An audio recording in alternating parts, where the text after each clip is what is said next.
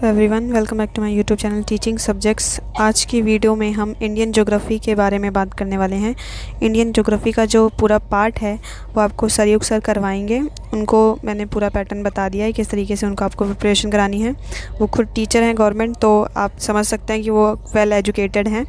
तो वो जो चीज़ें आपको कराएंगे आपको अच्छे से करनी है और अपना अच्छे से तैयारी करो। लूसेंट को अच्छे से कवर कर लो। बाकी जो सर बता रहे हैं आपको वो अच्छे से पढ़ लेना है। वो अच्छे से आपको एक्सप्लेन भी करेंगे क्वेश्चंस को, तो सर के साथ कोऑपरेट करिएगा। आगे की वीडियो जो है सर कंटिन्यू करेंगे। Thank you. अगर आपको वीडियो पसंद आए तो प्लीज़ लाइक, शेयर और सब्सक्राइब करिएगा।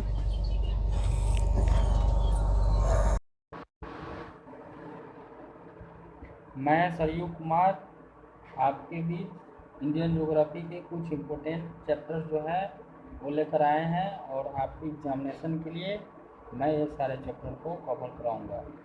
और इंडियन ज्योग्राफी की जो प्रथम चैप्टर है भारत की सामान्य जानकारी और भारत की परिचय, इस चैप्टर को लेकर हम आपके साथ उपस्थित हैं और हम बारी बारी से प्रत्येक क्वेश्चन का डिस्कशन करेंगे।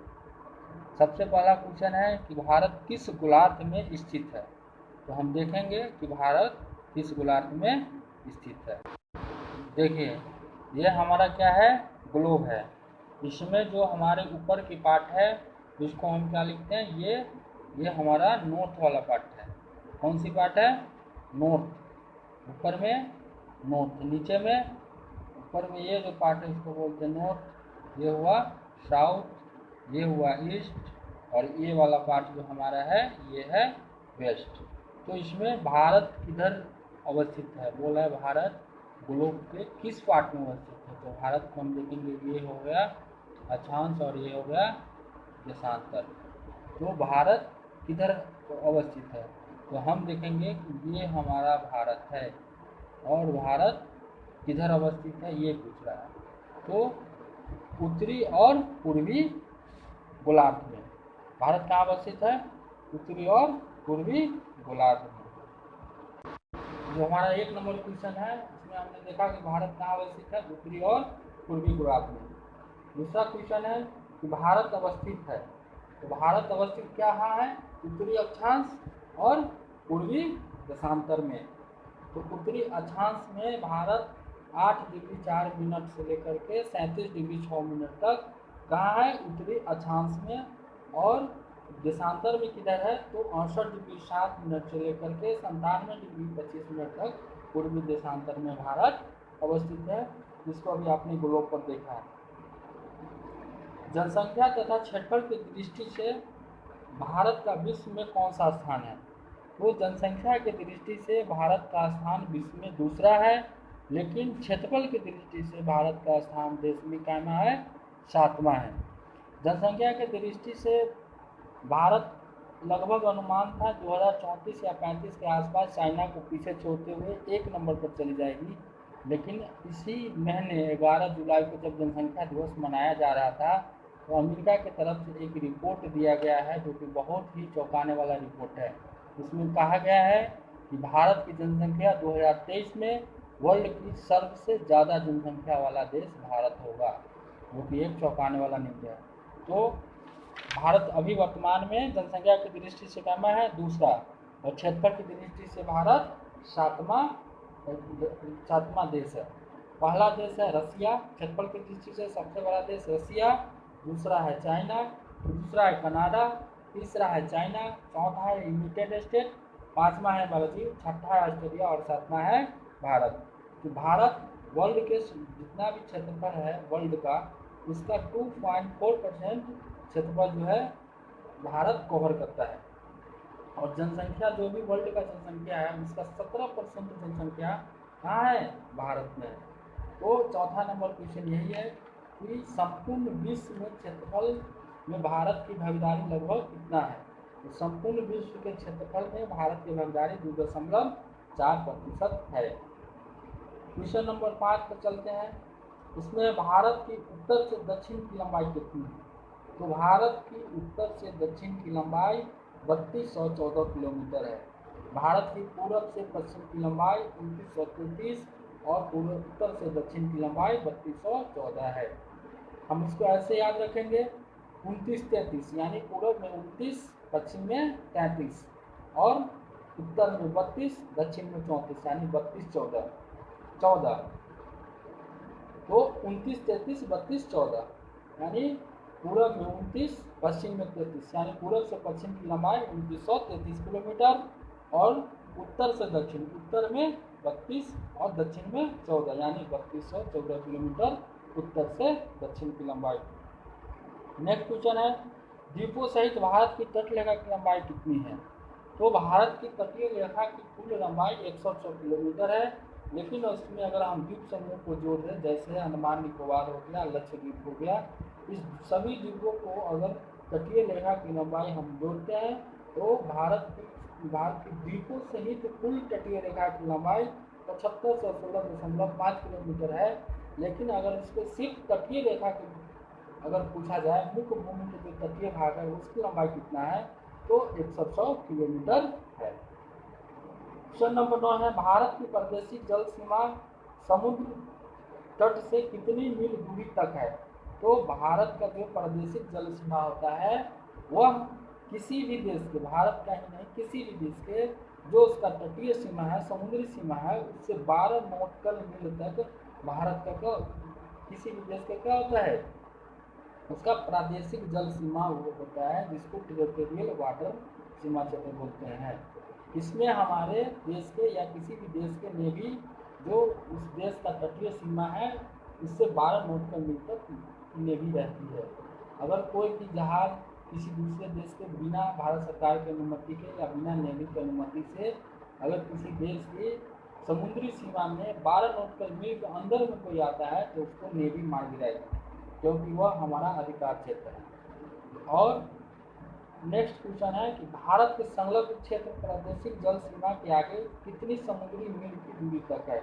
तो हमारी जो प्रादेशिक जल सीमा है वह 12 नॉटिकल मील तक है, लेकिन संलग्न क्षेत्र प्रादेशिक जल सीमा 20 नॉटिकल मील तक होती है। लेकिन जो हमारा व्यापारिक क्षेत्र है, समुद्र में व्यापार करने का जो क्षेत्र होता है वह 200 नॉटिकल मील तक होती है। कोई भी देश अपने व्यापार जैसे मछली पकड़ना, अन्य जो भी व्यापार जो समुद्र में होती है वो हम 200 नॉटिकल मील तक अपना व्यापार करते हैं। नेक्स्ट क्वेश्चन है, भारत के एकांतिक आर्थिक क्षेत्र, क्या बोले हम, व्यापार, वही आर्थिक क्षेत्र संलग्न क्षेत्र के आगे कितनी समुद्री मील तक की दूरी है? तो 200 नॉटिकल मील तक कोई भी देश अपना व्यापार कर सकता है। भारत का क्षेत्रफल कितना है? तो 32,87,263 वर्ग किलोमीटर भारत का क्षेत्रफल है। हर कोई आदमी जानता है कि भारत का क्षेत्रफल कितना है, 32,87,263 वर्ग किलोमीटर। भारत की स्थलीय सीमा की लंबाई कितनी है? तो भारत की स्थलीय सीमा की लंबाई 15,200 किलोमीटर है। स्थलीय सीमा कहने का सेंस हुआ कि जलीय सीमा को छोड़कर।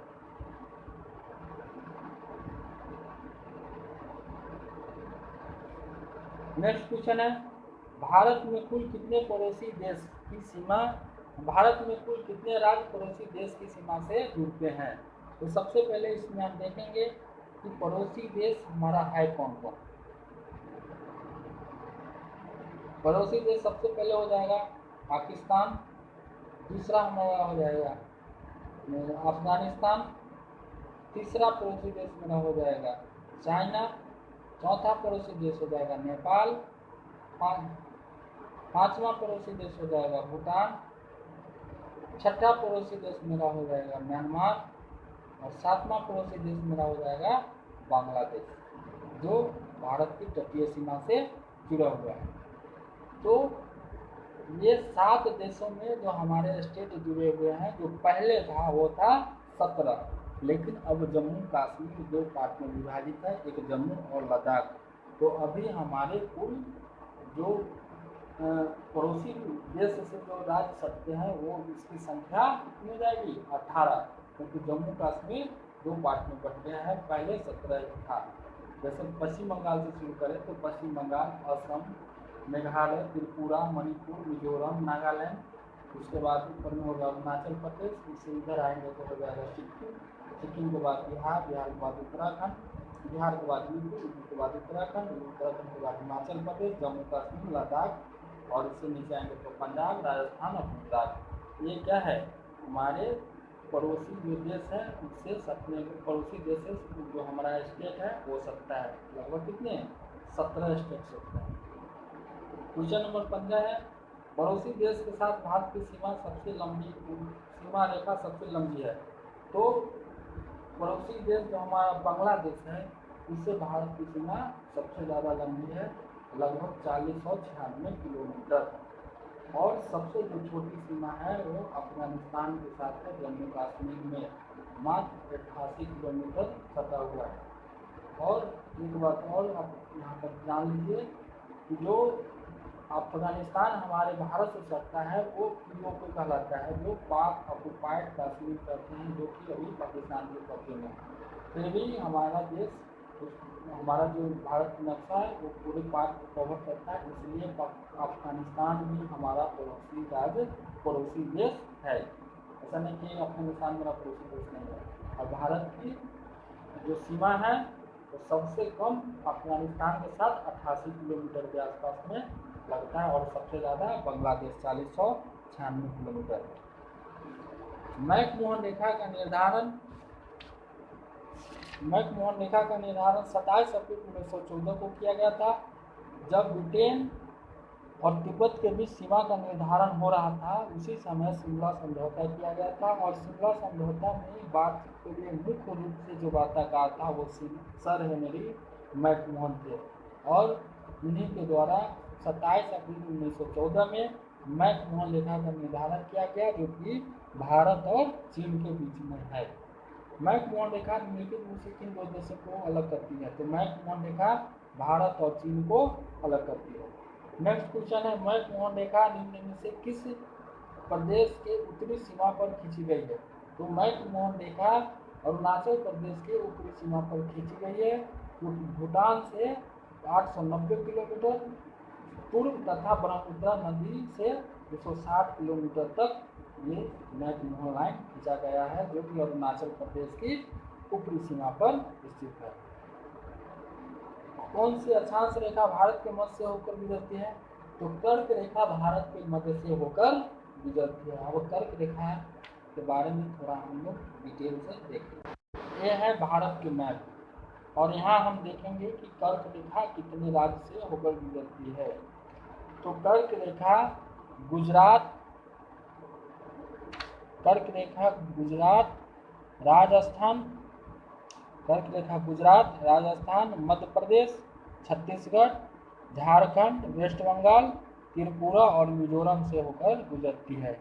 यानी कर्क रेखा भारत के 8 राज्यों से होकर गुजरती है। कौन कौन?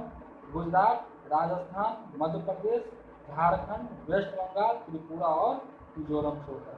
इसका एक ट्रिक भी है, अगर याद नहीं है तो गुम रात्रि छाप धाम।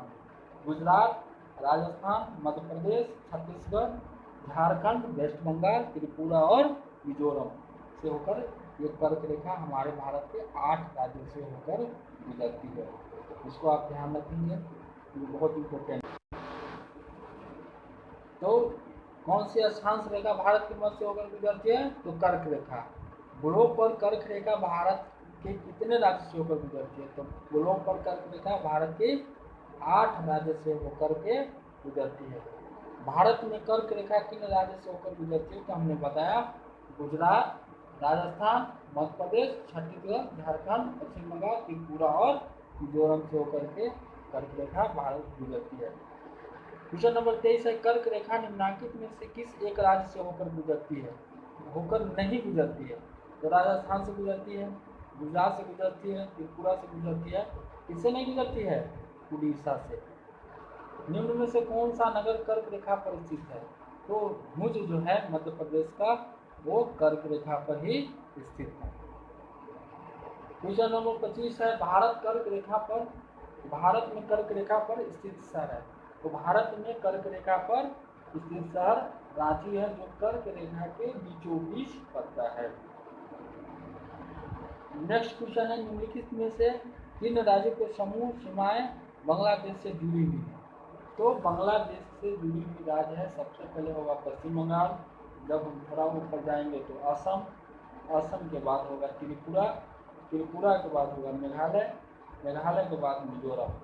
ये राज्य हमारे जो है वो बांग्लादेश की सीमा से जुड़ा हुआ है। अभी हमने ऊपर बताया था कि हमारे कितने पड़ोसी देश हैं जिससे हमारे राज्य टच करते हैं। लगभग 18 राज्य हैं जो हमारे पड़ोसी देश से टच करते हैं।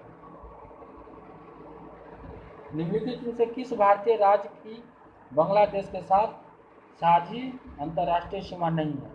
तो बांग्लादेश का है। बांग्लादेश में पश्चिम बंगाल का सीमा सटता है, त्रिपुरा का सीमा जुड़ा हुआ है, असम का भी सीमा बांग्लादेश से जुड़ा हुआ है, मणिपुर का सीमा मिजोरम के साथ, मणिपुर का सीमा म्यांमार के साथ जुड़ा हुआ है, इसलिए मणिपुर आंसर होगा। चलिए, ये 27 क्वेश्चन का सीरीज था। नेक्स्ट क्वेश्चन हम अगले वीडियो में लेकर आएंगे। आप